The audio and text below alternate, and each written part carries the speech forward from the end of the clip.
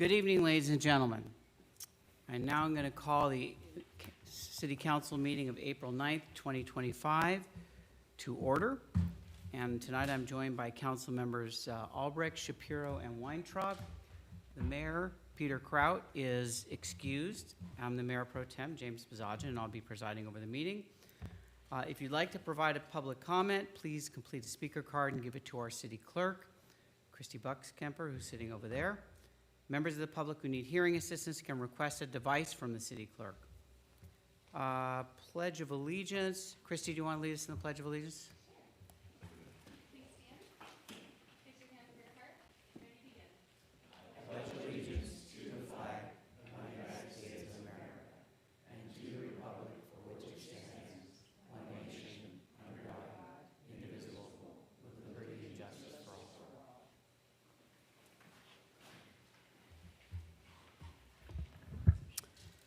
Okay, we have our agenda in front of us. May I have a motion to approve?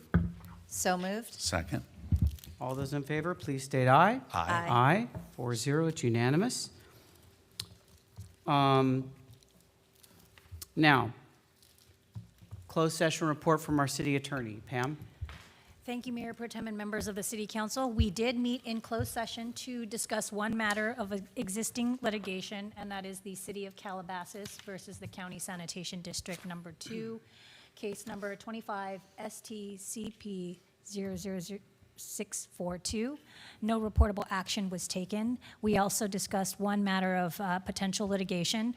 Although matters were discussed, no reportable action was taken on that item either. Okay, thank you. We'll move right along to our sheriff's report, our crime report with Deputy Mason DeMatteo, who's going to make a presentation. Good evening. Good evening. Thank you for having me. I am Deputy DeMatteo of the Los Angeles Sheriff's Station. I will be presenting the crime report for the month of February 2025. In this short month, we did have 30 Part 1 crimes coupled with 18 arrests. Unlike January, this report unfortunately fills the stat sheet, so it's not a good one. It started off, we had 2 sexual assaults reported. One incident involved 2 individuals from the city of Burbank. These individuals found their way to a motel on Ogora Road where the sexual assault allegation occurred. The suspect drove the victim back to Burbank, where the victim then contacted police. The other incident involved a Calabasas resident who met an individual at a bar in Ventura County. Well, that's not good. After numerous alcoholic beverages, they Ubered back to the victim's residence where the sexual assault allegation occurred. Both of these incidents are being investigated by the Sheriff's Special Victims Bureau. Next, we had 2 robberies. The first incident was an Estes robbery. An Estes robbery, for those who don't know, refers to a situation where a simple shoplifting escalates to a robbery when the suspect uses force or fear towards any employee or security guard at the location to prevent apprehension or contact. So this incident occurred at a grocery store on Mulholland Highway. A security guard at the location confronted an individual who he believed to be stealing merchandise. The suspect became irate, threatened the security guard, and brandished an unknown weapon, and then stole the merchandise and left the location. The next incident occurred at a parking lot in the Commons Shopping Center. A restaurant employee was loading items into his vehicle when he was approached by a man with a gun. This man with a gun demanded the victim's keys to his vehicle. He got the keys and then stole the victim's vehicle. The victim in this case, however, did not report this incident until the following day, for whatever reason.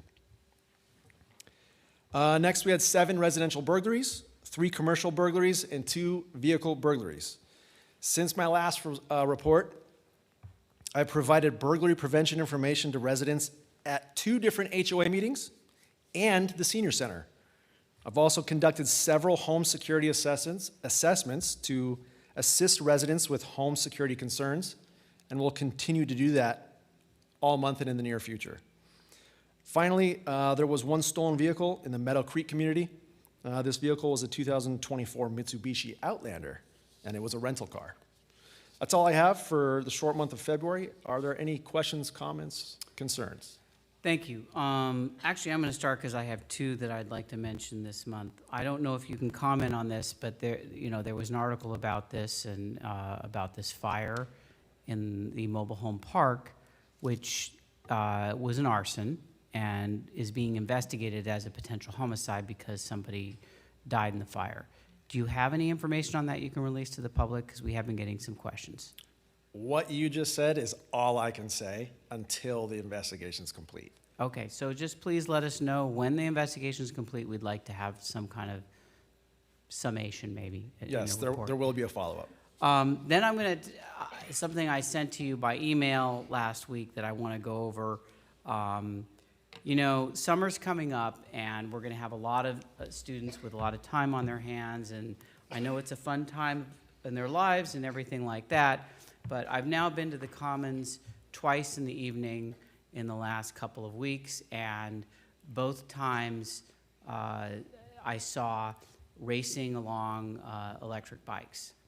And I'd see minors in these bikes, and one time it looked like a planned drag racing kind of thing with the bikes. Going on one wheel, spinning, speeding, going in the wrong lane. This is at night, and of course, pedestrians and other cars have to watch out for them. And I'm very concerned that there's going to be someone hurt, whether it's a driver in a car, or a pedestrian, or the boys who are doing this. So I'm wondering what steps might be taken and what the sheriff's station has to say about all those things. Last week, our J team sent out pamphlets to all parents of all the junior highs and high schools in our area, directing them or explaining to them that these bikes are illegal and that their children cannot ride them. So those packets went out to every parent. And they're also doing education seminars at these schools about the e-bikes. And there are no more warnings. So that is being pushed out to the public. So if your child is caught riding an e-bike on a public roadway, they will get a ticket, their bike will get impounded, and the parents will also get a ticket for allowing their child to ride the bike. Do you periodically speak to the people at the Commons, the management staff there? Because I think they have on-site security, and I don't see them when these things are happening, and I think they have a role in this too. I haven't, but I can do that. I'd appreciate it. And to the parents out there, Deputy DeMatteo made a very good point. If you've bought one of these bikes for your kids, these boys were clearly under 18, and there were a number of them, and they really need to, you really need to be careful in what you allow and don't allow. Understand that there's such a serious potential for harm in this case. Let me turn to the council if you have any questions or comments. Alicia? No, just wanted to say thank you. Thank you. David? Also say thank you, and the questions the Mayor Pro Tem Mayor tonight asked are spot on.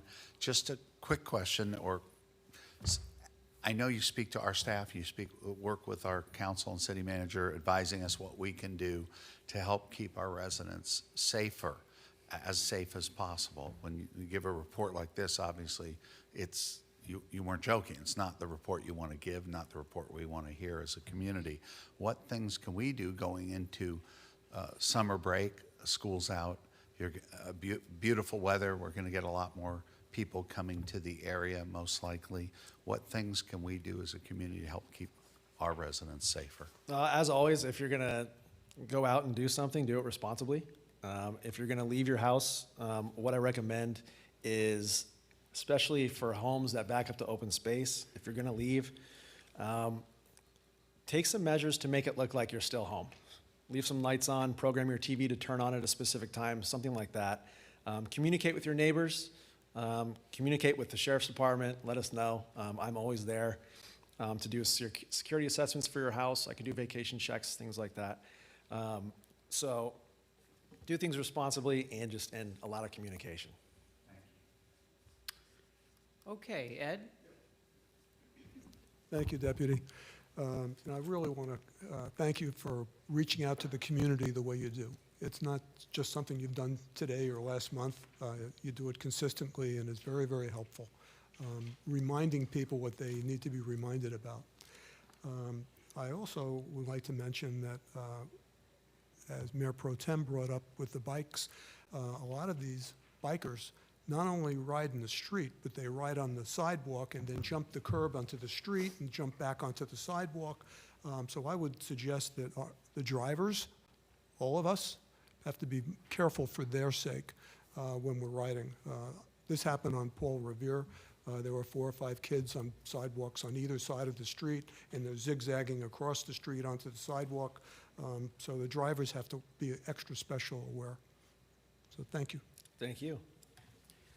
Thank you, Deputy De Matteo. Thank you.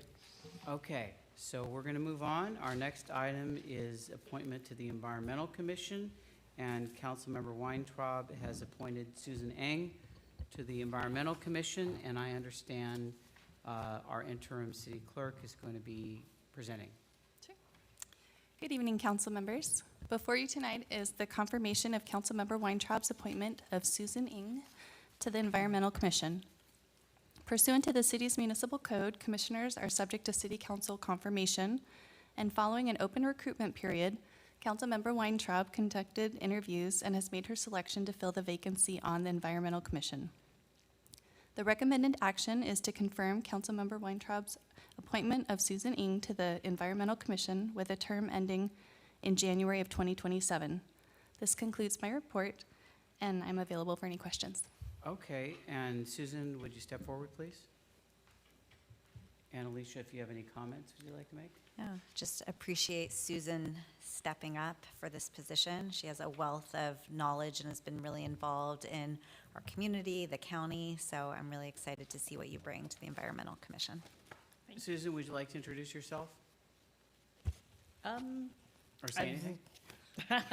I've lived in Calabasas for the past 15 years, since my son was 2. And so we've really enjoyed the community, the schools, and I can't wait to get involved and get more young people involved in the commission. Great. You're going to administer the oath of office? Yes, sir. Okay. Okay. You're going to raise your right hand and repeat after me.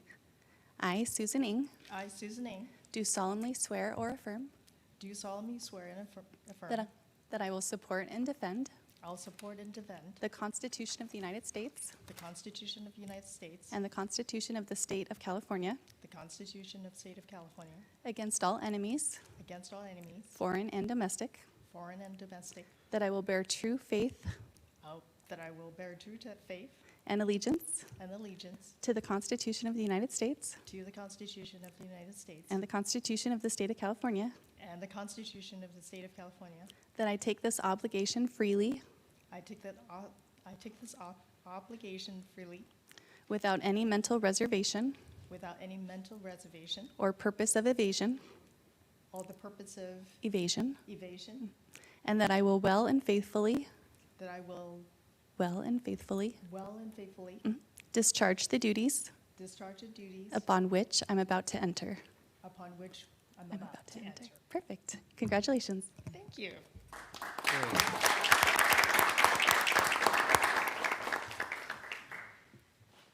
Okay. All right. Thank you and congratulations to you. And we will move on next to public comments. I'm sorry, to council announcements. Ed, do you have any announcements? I think we all were going to be mentioning this, that Earth Day is going to be April 12th between 2 and 5 on Agora Road. And traditionally, it's a great day to learn about sustainability. Many exhibitors, and I think it'll be a wonderful afternoon. We've all attended it many times and look forward to it. And then my last announcement is we did a ribbon cutting a couple weeks ago for Superba, and my wife and I went there for dinner Saturday night. And I've got to tell you, it was different. The service was wonderful. The menu was wide. And the area in front of it where Lululemon used to be, that was a patio kind of area, is now cordoned off. So they have a full staff out there to serve, and it was delightful with the evening sunset and very memorable. So I would suggest everybody give it a shot. That's my report. David? Thank you. I just want to mention the upcoming Chamber Attorney Forum. The Calabasas Chamber of Commerce, in conjunction with the city of Calabasas, has held for many, many years now Law Day. And it is set for, and I'm looking at Mark to make sure I'm right, May 6th, 2025, and it'll be starting in the morning here. And what that is the local attorneys, Calabasas Chamber attorneys, provide free legal consultation, not representation, but provide free legal consultation for anyone who wishes to sign up on any area, any topic whatsoever. So please contact the Chamber of Commerce to make the appointments and make sure you get any free legal help you might desire. And then just a quick upcoming, this week begins Passover, so wishing all those celebrating happy, healthy Passover, and then Easter not long thereafter, so happy, healthy to all holidays, for all holidays. Alicia? I just wanted to congratulate Councilmember Shapiro for being reelected for the chair for the SCAG's Community Development, Housing, and Economic Development Committee, and he is now the chair of this committee that represents over 188 cities. So congratulations. Great benefit for us to have you in that role, so thank you. I feel like there's such a wide gulf in between us know. tonight. I don't know. Okay, so I just have a couple. I want to congratulate Allegiance Gold, which held its ribbon cutting that a number of people went to from the community last week. And we have on April 12th from 9 to 12 our Bunny Trail, which you have to make reservations for, which is our annual egg hunt at Danza Park.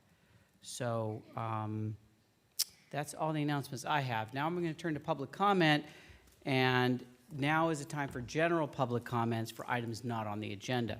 Each speaker will be asked to state their name and the city they live in, and will be allowed 3 minutes to address the city council on items within the subject matter jurisdiction of the council. The council is unable to respond due to state law, which prohibits the council from addressing issues not on the agenda.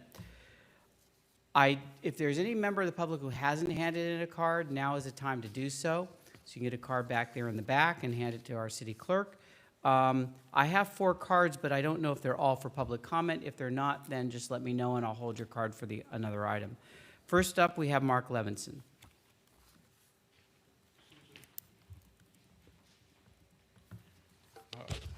Good evening, Mark Levinson. I live in Los Angeles. Sometimes you just walk into things where it's time to praise someone. Susan and I are on the board of a nonprofit together. I can tell you she is an excellent, excellent choice, a hard worker, contributes, and everything you would want to see in someone who has donated her time and her effort to people less fortunate. So Susan, congratulations. Thank you. Thank you for the kind words. Yeah, it's okay. And then tonight, a couple of my announcements have already been made, but I did want to thank Mayor Kraut, who's not here, who spoke at the Chamber's Forum yesterday answering questions about education and just in general about what's happening in the city. It was an excellent, well-attended, and we thank him. On April 30, the Chamber's Women's Group is having a speaker on Can Women Succeed and Still Be Likable? And our speaker is former state senator Gloria Morero, so she should draw a big crowd. If you're interested, call the Chamber office for more information. And then on May 9th is the Chamber's annual wine tasting event, which will be held at City Plaza, which is co-sponsored by the city, which is an elite sponsor for us, and for which we thank you. And again, some of the other announcements made, but that's one of the pleasures of following the council. So thank you for that as well. Thank you. Did you Yes. say May 9th is the wine tasting? Is that a changed date? That's the date I have. Okay, is that? I mean, I'll verify that for you. Okay, I thought it was the following week.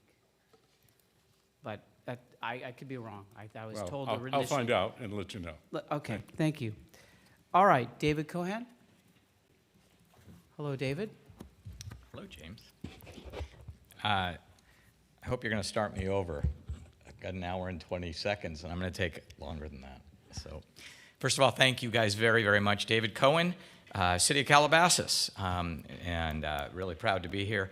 I welcome Susan to the commission. Thank you for choice. She's shown up to a lot of events in the past, so as a citizen, I look forward to having you on the commission with us. I also, since I'm here, wanted to just take the opportunity to thank the city council for and city manager and staff for all of your help. Environmental Commission is on fire. Excuse the pun because of our recent fires, but we are clearly the best commission in the city. I feel a little bit sad for all you're all commissioners. We just completed our annual forum, Wildlife Crossing. I think most of you were there.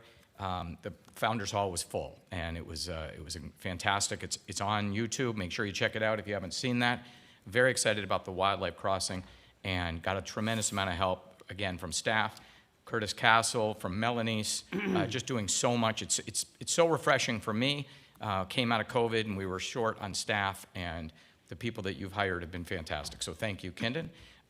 This month, as mentioned, in March, we've got Earth Day coming up this coming weekend. And then in April, we just had Arbor Day. I'm sorry, March we had Arbor Day. April, we now have Earth Day this coming weekend, and just so many exciting things going on.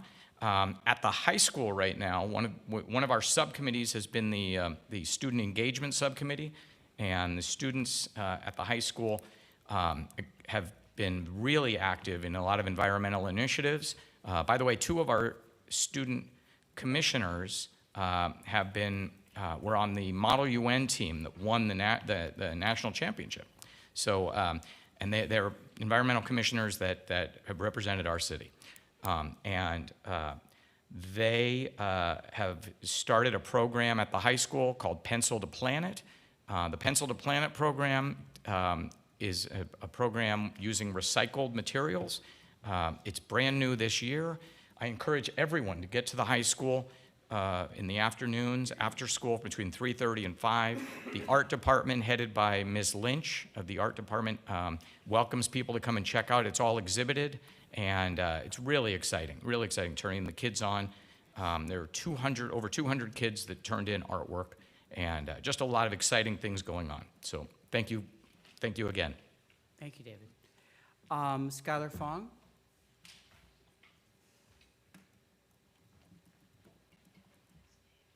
Hello, good evening, City Council members. So just to give you a quick update from the student perspective of the Environmental Commission, there's a lot of... Yes, my name is Skylar Fong. I'm from the Environmental Commission. And so yeah, I just want to give some exciting updates. So first, from our recycling program, we're done with our first campaign, and we're almost to our second goal of the 1,000 pounds, which is we're standing at 830 pounds right now, which we're thrilled to have all this plastic, but we're like, oh man, that's a lot of plastic in such a short amount of time. And so I think our next step should be trying to figure out how we can even just reduce plastic usage in the first place.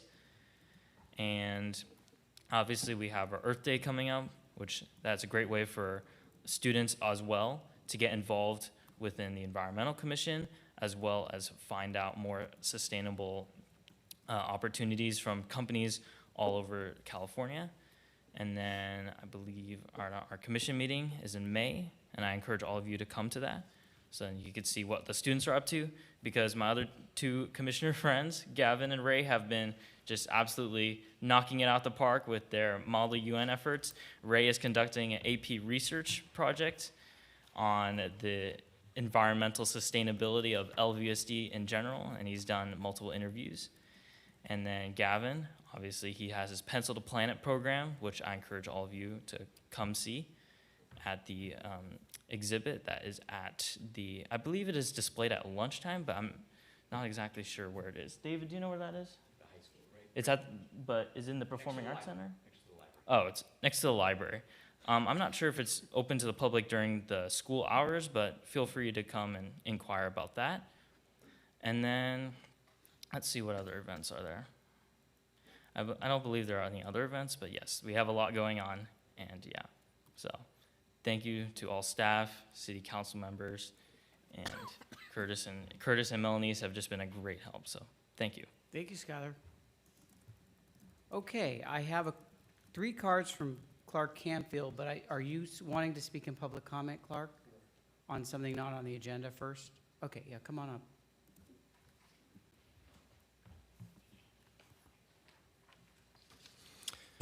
Good evening, City Manager, Council people, City Attorney. I was here at the last council meeting to discuss the road traffic issue with our fire debris trucks and whatnot that's going on. I appreciate very much some of you reaching out to me and staying in contact with me and letting me relay what I'm experiencing and, if nothing else, to vent my frustration. So I appreciate that very much. Unfortunately, I'm here to discuss this issue again and give you an update.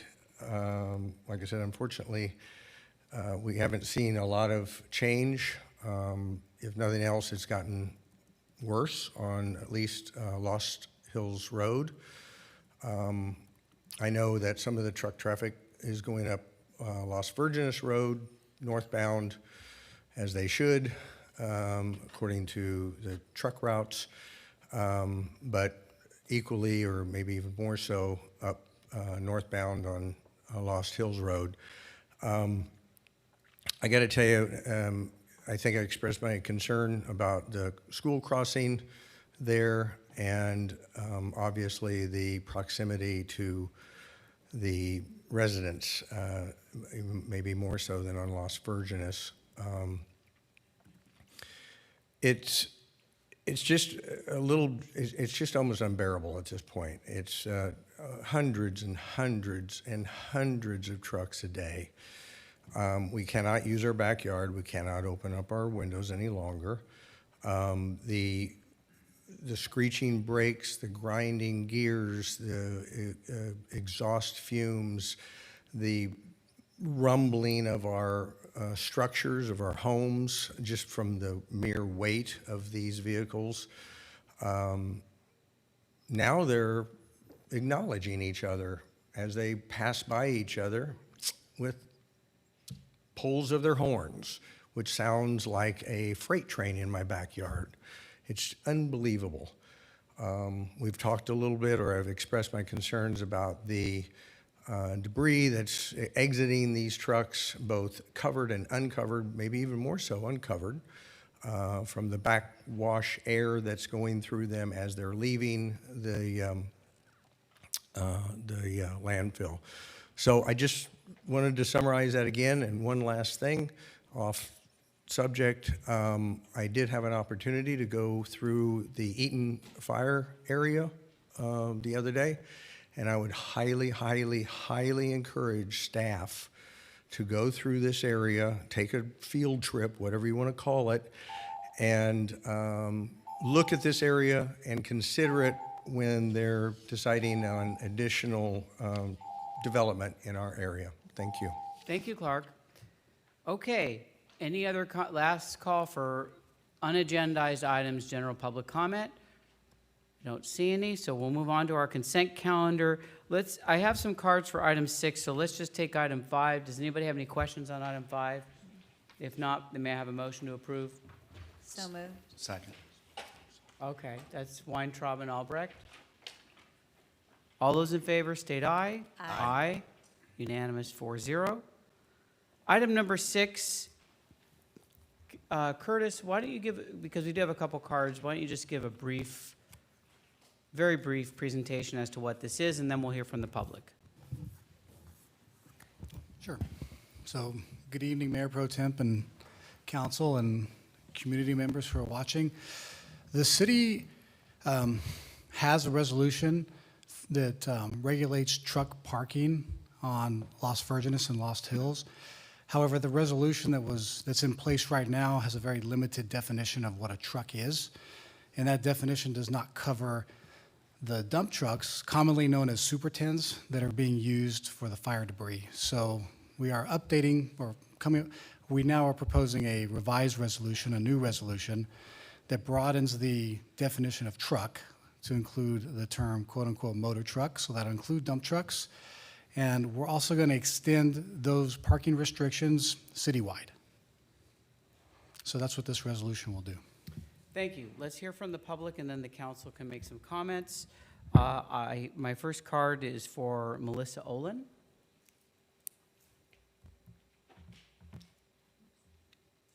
Hello. Hello. Hi. I just want to first tell you I'm so appreciative of all that you're doing, because I know this is like, I mean, we're all experiencing it, and it's really nice to have the support of the city council. I guess, you know, I don't have to tell you, I counted 20 trucks the other night parked by the Goodnight Inn. So it's obviously, I just feel like it's going to keep escalating. And I'm so happy about this ordinance. But I just had a few comments before, like, you finalize everything, because I wasn't sure. I've dealt with the sheriff many times trying to get them to ticket, and there's always a back and forth with a different reason. So are temporary signs going to be needed in order for them to enforce? Or are they going to say, well, we have to wait for the signs and then we can cite the trucks? And what should the expectation be for sheriff response time? You know, if they're like, yeah, we'll get out there eventually, like, should we expect them to do it kind of immediately if we call? And is the fine going to be significant enough to change the behavior? Or is it going to be a kind of just a cost of doing business? Like, if they get a $50 fine and they're making $130 an hour, that's probably, they'll just pay it. And then if that does happen, what are the city's options for penalties if the trucks just continue to park there?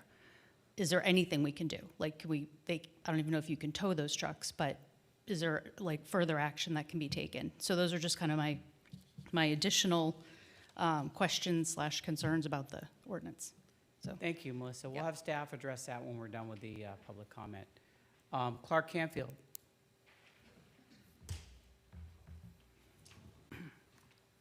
Clark Canfield, Calabasas. As just an extension of what I mentioned before, I was reading an item here from the, actually it was posted on the CBS News from the U.S. Army Corps of Engineers.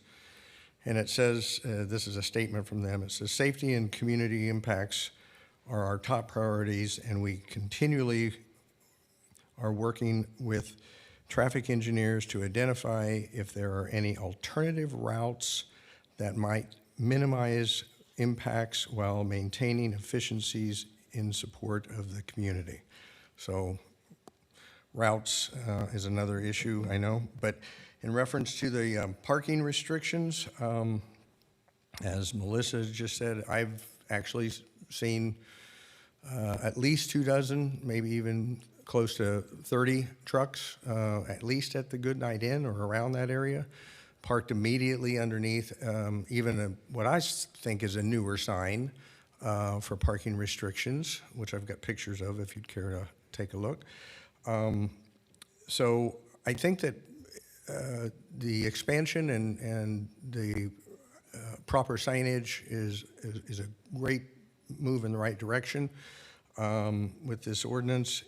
I just hope that there is enforcement behind it, because an ordinance, no matter how large it is or sweeping it is, and signage, no matter how clear they are, without enforcement, I don't think it goes anywhere.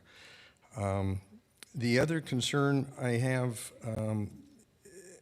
just in reference, I guess, question is something that may not apply or may apply, that's my concern, is I'm assuming that this parking restriction for motor vehicles of a truck-type nature are not applicable to private passenger pickup trucks that are parked on the street. I think it's more for commercial. Somebody can expound on that. And then the other issue that I've seen, not so much on Lost Hills Road and maybe Agora Road, but on Malibu Hills Road, we see parking of semis and large trucks in the middle of the street where there is not any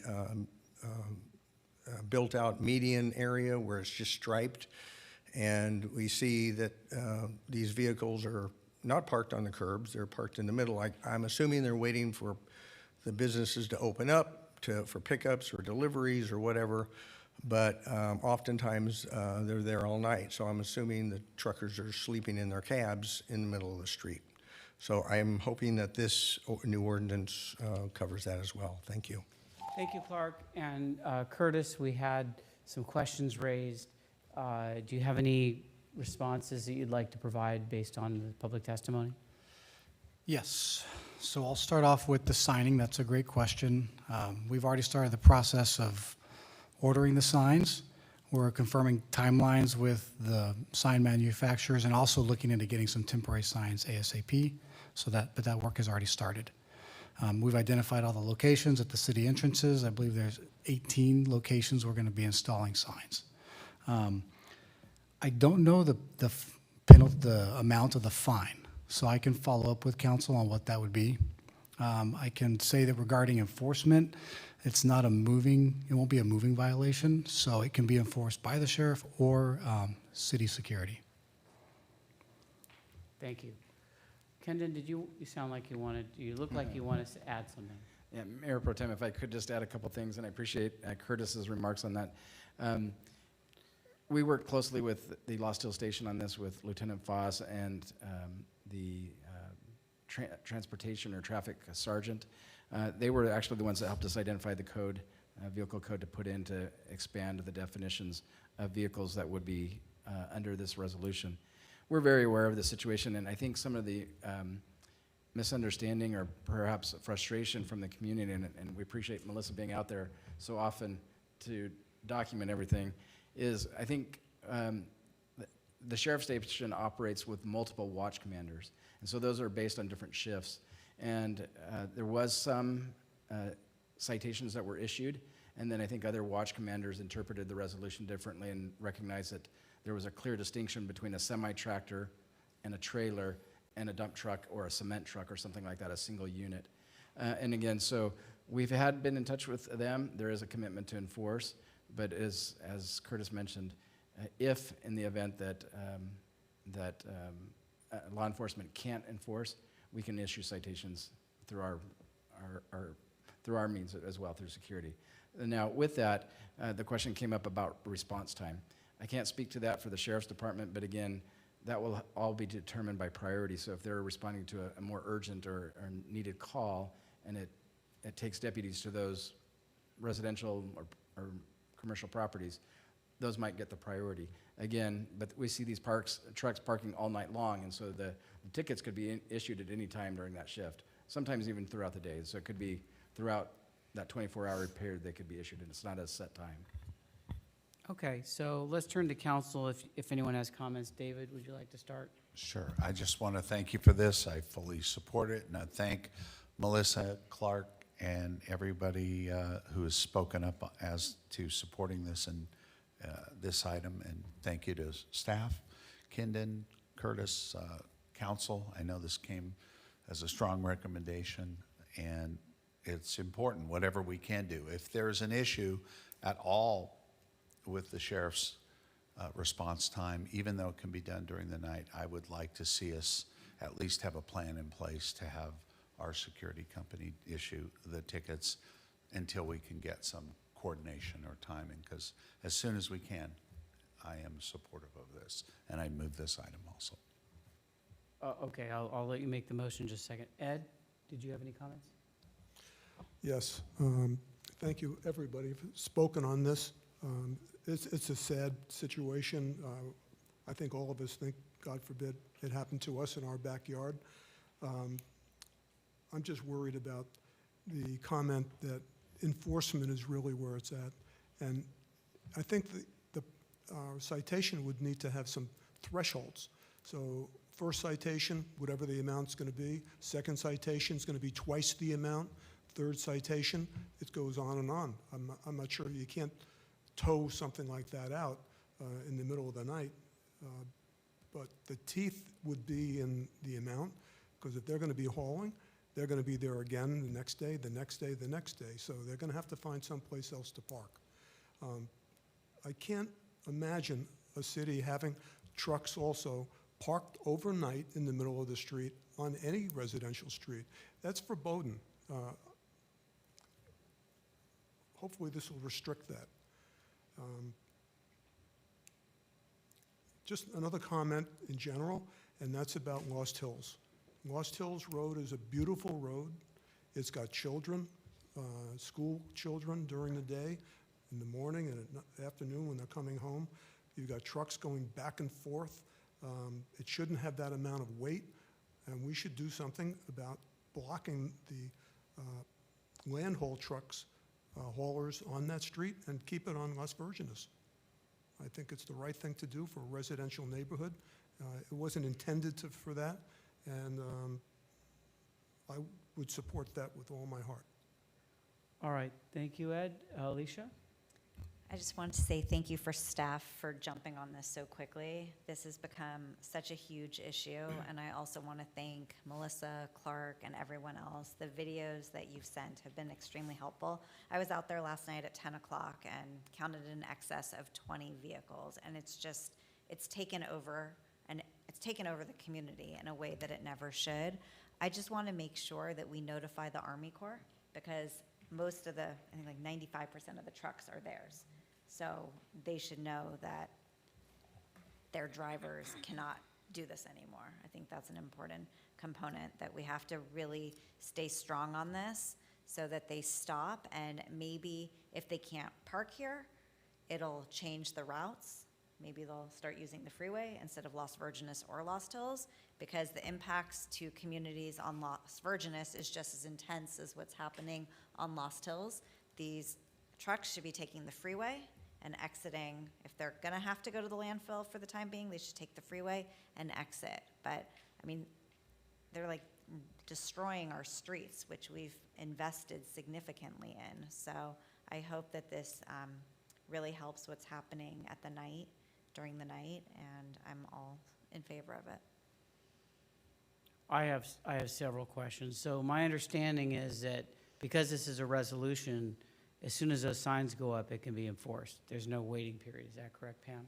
Yes, that's correct. Okay. I too went out there last night, and I just went along on Agora Road. I was coming back from the gym, and I went up and down both streets, both sides of the street, and there were 20 just on Agora Road. And they just take up the entire thing, and it's just ugly. And if they're carrying toxic substances, or if they have been, it's just unacceptable to be there all night like that. You know, it's bad enough we get this abuse on the landfill.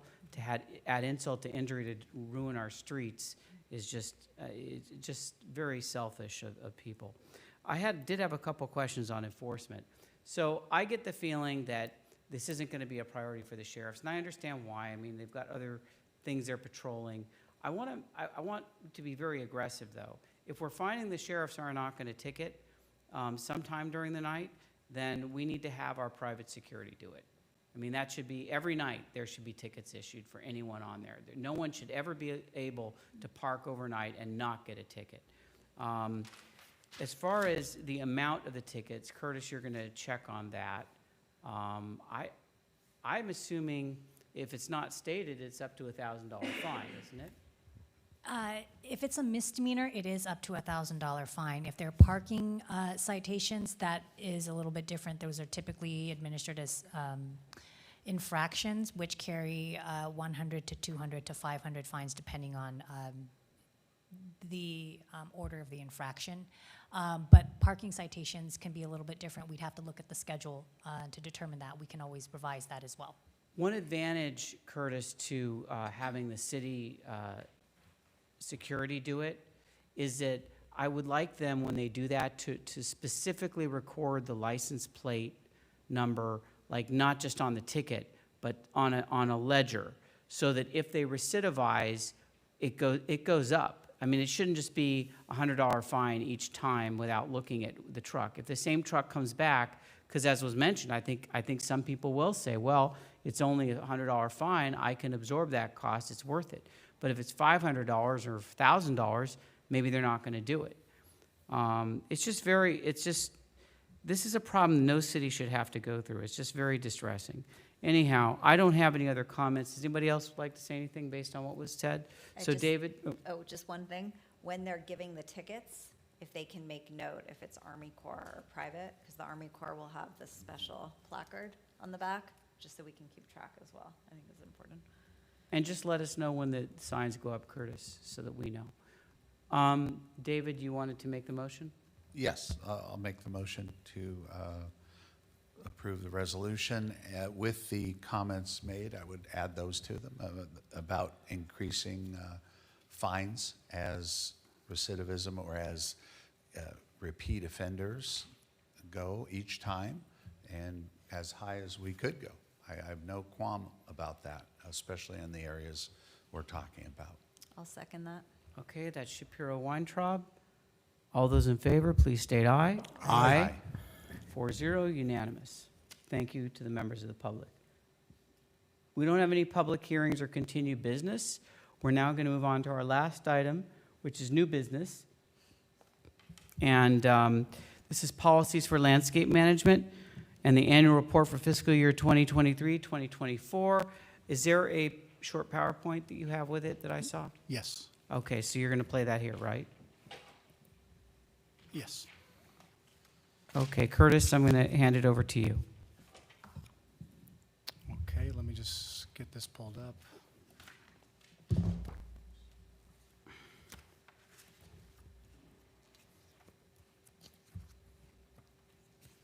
Okay.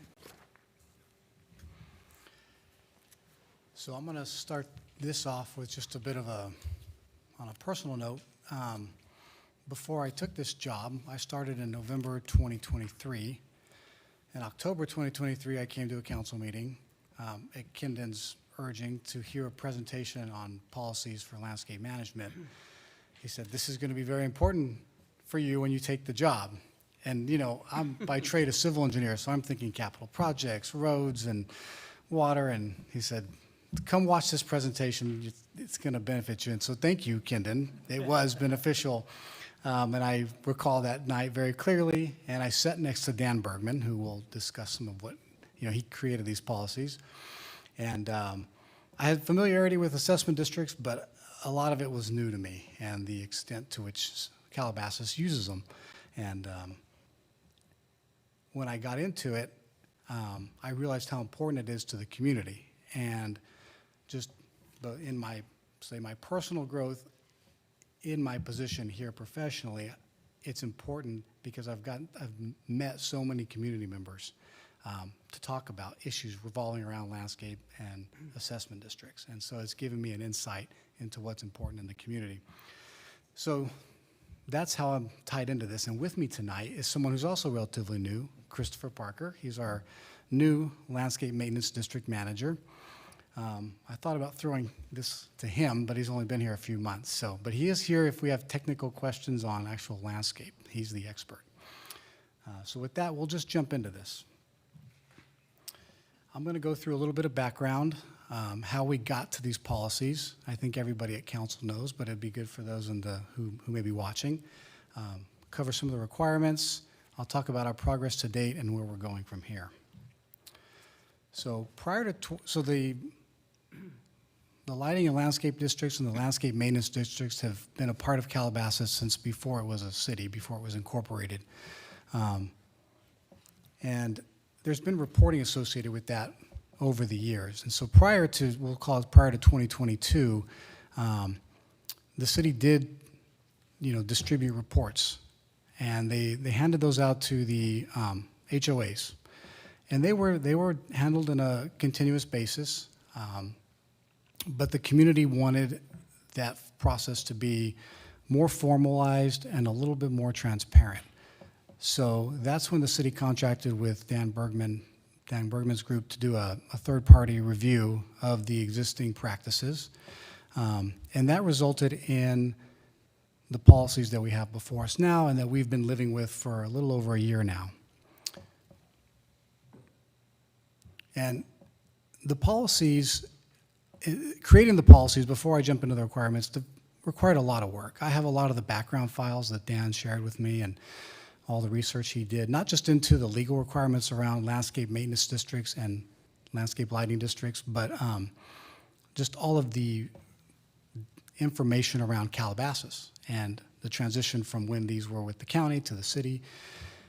And Dan did a great job of boiling that down into some some key requirements that are really key to the community, because part of his work was also meeting with the community and understanding what was really important to them. So we have obviously like just best practices from an accounting standpoint, but also what is important to the community. So we're trying to meet both of those requirements. So the first one was timely reporting.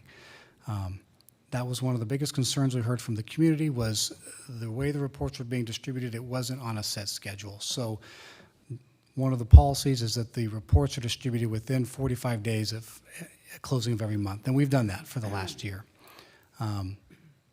Another requirement was that the reporting be and accounting was transparent. So I think with that, it was we want to present information that's easily digestible, and not just reports out of a financial system. And Ron Allers, our Chief Financial Officer, who is also here tonight, does a great job of, I think, preparing reports that can be read by the entire community.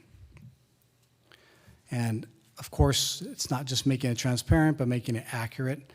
I don't think that's to say that the past accounting was inaccurate, but with landscape maintenance, the work is continuous. There are piles and piles, and I'm looking at Christopher, of invoices that come in every day for all the different work across all the different HOAs. And so the timing of how that information gets compiled and reported, I think, led to maybe some things that could be viewed as being inaccurate. So we've definitely tightened all that up.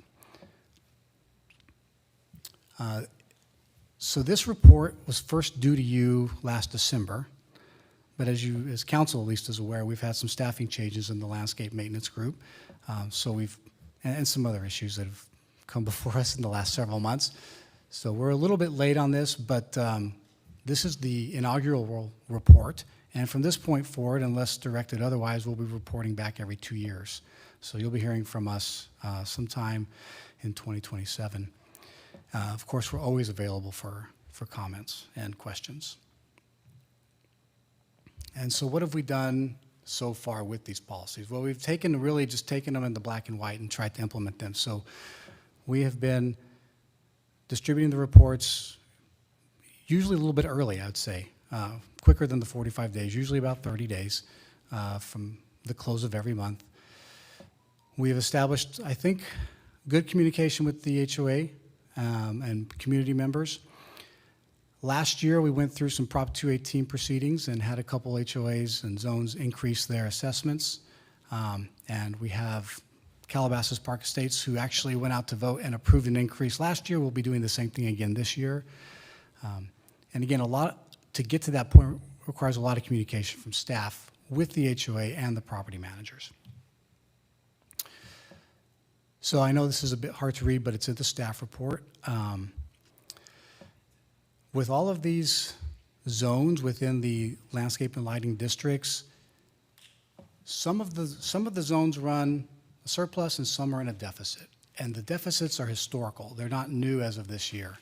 And the overall trend for those in a deficit is that the deficit is decreasing. And that's a testament to the support I get from staff in managing the work and making sure that the invoices that we get from contractors are reviewed, scrutinized, and we're only paying what we're supposed to be paying out of those districts. Also, there are annual CPI increases that are built into these, so that also helps reduce these deficits. Despite that, we have some zones that are still running deficits, and we're going to continue to work through that with those zones over the next several years. And the goal is, within the next 1 to 5 years, that we have all of the zones running surpluses. And this is just more of the, we have 4 LLADs. So this is all the data, again, this is in your staff report. And if there's any questions on specific zones, I'm happy to answer that. So what are our next steps? Well, what we're trying to do, again, to control costs is review our bidding documents. And that's where Christopher's brought a fresh set of eyes to some of our practices and how we can, when we prepare our RFPs, when we go out to bid for these HOAs, for these zones, really have a clear scope of work. And also, in preparation of that, we meet with the HOA boards to understand what the priorities are. And I have some examples, and I won't name the specific HOAs, but recently we awarded some new contracts for some of these zones. And the meetings before going out to bid with the HOAs were very helpful, because it really comes down to things that sound kind of small, but do you need the tennis court washed once a month or once a week? What's really the priority? Because that can save significant money. And so we have those conversations before we go out to bid. And then, of course, as we administer those contracts, Christopher's group makes sure that we are adhering to those contracts and that the communities are getting what they're paying for. And some things that are going to be part of these groups that is always going to impact costs: water usage, and what you see on the screen here is brush clearance. We do our best to control those costs, but those costs do vary from year to year. And brush clearance generally is going to creep up a little bit year over year. We hope that the CPI helps offset some of that, and that is, we propose Prop 218 votes for some of those HOAs that are in the red, that they take us up on that offer and they actually vote for increases above CPI. So with that, I'll just open it up to any questions. Well, let's first, we do have a public comment. Okay. So let's take that first. Clark Canfield, you submitted a card for this? Clark Canfield, City of Calabasas. Couple of comments on, I don't know if this is the right timing or whatever, but welcome, Christopher. I've been a resident before Calabasas was Calabasas. And during the time of Calabasas, I've met with your predecessors of the first one, second one, and I think Heather was the third one. First two were wonderful to work with and did a lot in our area, which is District 24, with the hillside that backs up to Deer Springs. We even had, I believe Bill was the first one, and Bill and I were able to work for a few years together, depending upon the budget allowance, and get all the trees pulled out of the sidewalks, which were live oaks that the developer put in and were just awful. Half of them were dead. We have flowering pear trees, I believe, in there right now.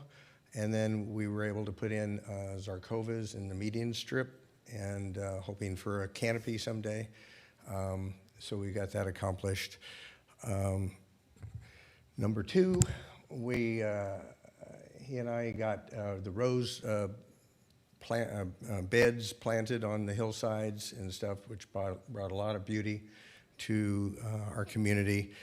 And then after the first two left, we had Heather, and Heather wouldn't even meet with me or work with me. I used to work with the other two on a quarterly basis. They would come out, jump in their truck, we'd drive around, we'd decide what ground cover to put down, what flowers to plant, which we don't do much anymore, but very receptive, very appreciated, and I extend my time and availability anytime that you want to touch base and get back into the swing of things like I'm used to.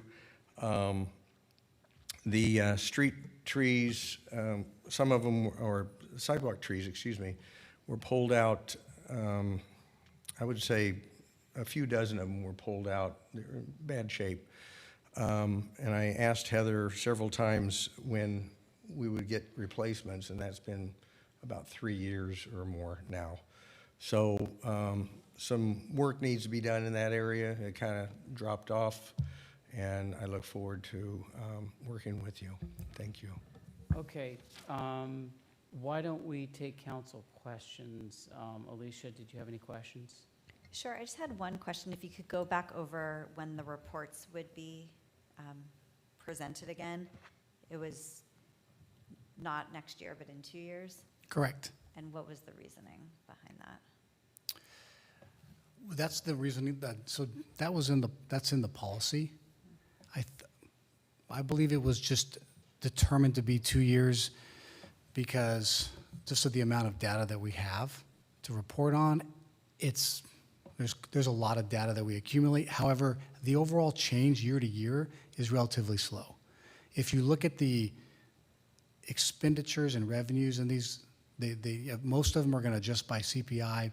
we enter into multi-year contracts with contractors. So we'll have a 5-year contract with a contractor. So a lot of those costs are almost stagnant for several years. So I think that's some of the reason why it's every 2 years. And if there's issues before the 2 years, like would those be presented? Like, just sometimes I feel like we might wait too long to get information, and then Well, we don't plan on having any issues. Okay. We're going to work with the HOAs and we're going to avoid deficits. But yes, if we do have an issue, we have no problem coming back to council earlier than 2 years. right, I guess I just want to prevent, let's hope there's no issues, but I just want to prevent, if there is an issue, waiting 2 years for it to be brought to our attention. Yes, and I think the difference here is the report comes to the council. This is, again, the annual or the now every 2-year report. It doesn't mean that if there's something happening in between, it won't be brought to the council's attention. So what we do hope is, again, Curtis and Christopher have developed wonderful relationships with our neighborhood associations and with our HOAs that oversee these different zones. We want to be ahead of those, the problems. And so, again, if there isn't something resolved and you're hearing about it, please let us know. At the same time, we extend that invitation to the community members as well. I know that we've sat on just meetings in the last few months with probably 4 different HOAs at different times that I've been part of, and I know that Christopher and Curtis and Scott have been sat on other ones. And so we're trying to be proactive in those meetings. But again, if there's something that is not settling well, or if you're hearing concerns from the community, we're happy to bring that back to the council to either adjust our policies or whatever we need to do to make that right.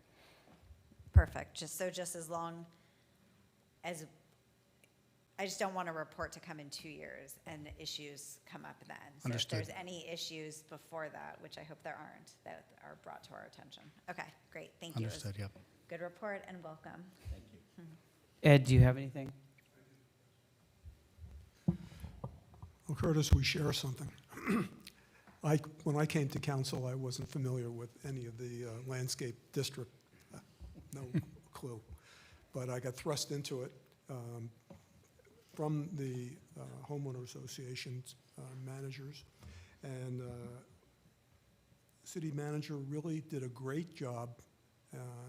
We owe him a great debt of gratitude for finding Dan Bergman.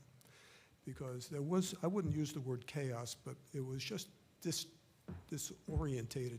The costs, the billings, the reasons for the billings, there was on so many levels. And to be here tonight, and I think we can be very proud of what we've accomplished and overcame and have now a consistency. We wish you well, Christopher. And one of the things that I wanted to mention is there a maintenance account that's not just a small balance? Are we building up almost what we call it with the city a deferred maintenance, where that if there is an emergency, they don't have to call in funds from everybody, take a vote, up to a certain level, they can issue the funds? So that's the goal for all of the zones. Well, technically within this world, we're calling them zones, but that's the goal for all the zones or HOAs. Not all of them are there yet. There is not the specific account for deferred maintenance, but there is basically a reserve, surplus that roughly half of them are keeping right now for that, and we're trying to get them all there because, I haven't been able to go through all of the years to find out why every dollar was spent for those that are running a deficit, but I can tell some of it was during rain events and wind events when we had emergencies, and that will still be the policy even if a zone doesn't have surplus. If there's emergencies related to wind events, especially with trees down, we're going to handle that and get that done. And so some zones can handle that without going into a deficit, and some just can't. But through the CPI increases and hopefully some more Prop 218 balloting for those that are in the red, we'll build up a reserve for every one of them. Good. That's so important. Yeah. One more. The managers in each HOA, nobody's in a job forever. So it would be nice, because of the complexity involved, it'd be nice if they had a succession plan. So someone suddenly decides they've had enough, I don't want to do it anymore, or for whatever reason, and they have to go select somebody else. So just might be a good idea to just mention it to them, and they can prepare it in advance a little bit. Or if someone gets sick, someone could step in. Are you referring to the property managers? Yes.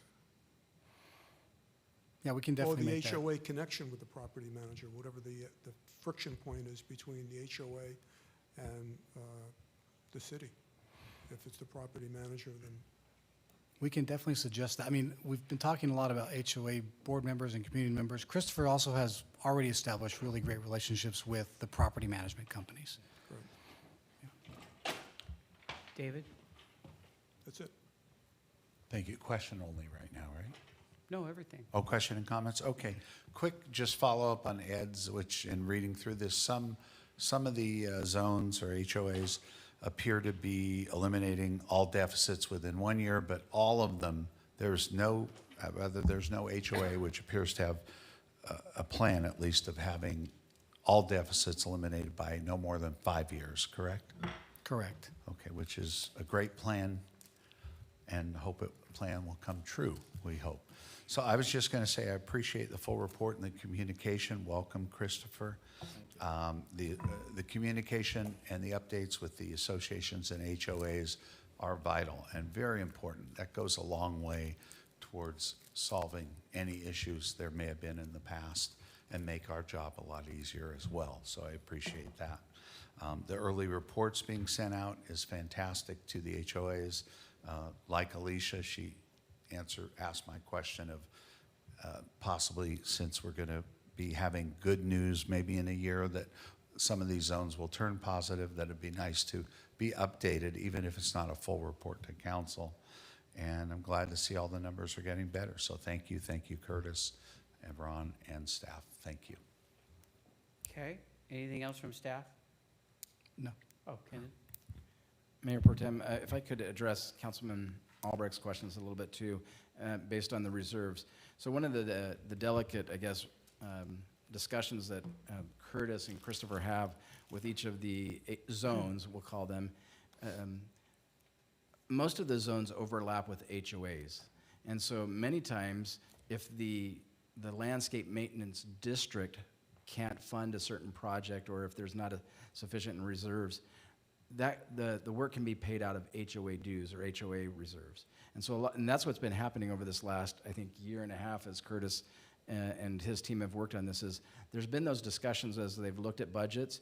Now, not all HOAs will have sufficient funds in their reserves to maintain that as well, but there has been more cost picked up by the HOAs to cover some of these excess expenses with tree trimming, tree replanting, or whatever that might be. Now, there's certain, for example, neighborhood associations, Deer Springs is one, Saratoga is another. There aren't HOA dues that are paid, or if they are, they're minimal or voluntary. And so those are the districts that probably take a little bit longer to crawl out of those deficits, just because of not having established HOAs that are also collecting dues from their members. So I hope that helps a little bit. Okay, I did want to thank you, Curtis, for one thing in particular in the report that struck me was it's the first time I've ever seen like estimates as to deficits and when we would be pulled out of the deficits and your plan for doing that. That was really a nice addition to the report. It's very informative, so thank you for that. I read those like a couple times because it really explained everything. All right, and with that, is there? See something here for a moment. We don't need to take a vote on this, so it's just nothing. It's just a report.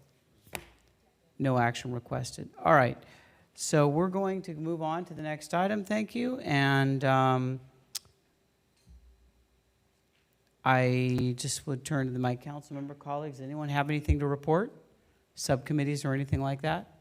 I have two. Yes. Ed and I had a great meeting focusing on LA 28 for the Olympics, and we met with Michael Klein, and we're really excited. We're going to meet. We have another ad hoc meeting in the next few months, but great opportunity for Calabasas, so we'll be able to share more. I also met with the AQMD with the COG. It was myself, Aniko Gold from Hidden Hills, and Terry Dipple. And we met with our board member from the AQMD who helped us organize this meeting with their staff as well to express our concerns about air quality in Calabasas from the debris trucks. And we asked them if they would provide us with an air monitoring unit, and it is under consideration from AQMD, but they were very responsive to our meeting, and they're actually coming out to Calabasas tomorrow for a tour. So I appreciate that we were able to facilitate that meeting, and I think just having that relationship with them will be helpful moving forward. Okay, David, did you? Just one I'll mention. Yesterday, I received the presidential appointment to chair the SCAG Scholarship Committee. They give out for 6 counties in LA 10 scholarships, or sometimes 11 or more, 4,000 each for high school seniors going on to a 2 or 4 year university or community college students. And we had a council member from Simi Valley, representative from Ventura here, and that was a great meeting yesterday where we awarded those scholarships, which will be done at the General Assembly in May. Thank you. Ed, did you have anything? Yeah, I've got a couple quickies. First, the Budget Standing Committee had its meeting last week, and our next scheduled meeting is Wednesday, April 23rd. And I'm happy to say we had a few members of the public there joining us. It was terrific. We had them sit right at our table, not in the back. Those meetings are held in this council chamber, so I invite the public to join us. I think they'll appreciate what the city is going through and how the finances are working. The particular item that we're going to be talking about at our next meeting is the budget and expenses and capital projects, all three very, very important. Secondly, Valley Economic Alliance, I've been privileged and happy to be asked to join their finance committee, which I did. So with the budget committee and the finance committee, I'm going to sharpen my numbers and my pencil. And lastly, Clean Power Alliance. It's been really an amazing group, very forward-thinking association with them, and their battery expansion on so many different levels. They're actually trying to do now very, very different community center for certain communities and expand that. When there isn't any power, you can go to like a portable bus, but it's not going to be that. It's going to be something more permanent. And the new rates are coming out, so I'm happy to report. We haven't had them out yet. We're going to be doing that next month. The lean rates are going to be a little bit lower, and the 100% green and clean are not going up, and it might even be, when we do the rates next month, I have a feeling it's going to even go down a little bit in their estimate. So I'll keep our fingers crossed and give you a report. And that's all I've got. Okay, and my one was kind of taken, but I wanted to also reiterate that the AQMD is coming out here tomorrow to tour the travel routes and the areas affected by the increased traffic for the landfill. And that's it. Okay, so I'm going to turn to the city manager for a city manager's report. Thank you, Mayor Pro Tem. Just a few items to bring to your attention. First of all, we've had 2 more HOAs become Firewise communities. That is Mulholland Heights North and Calabasas Park Estates, our neighborhood associations and HOAs. So that brings us to a total of 11 neighborhood associations and HOAs that have reached that Firewise status. So we're excited about that. Also want to compliment Michael Klein in Community Development. He recently submitted a grant with ICMA. It's regarding economic mobility and opportunity.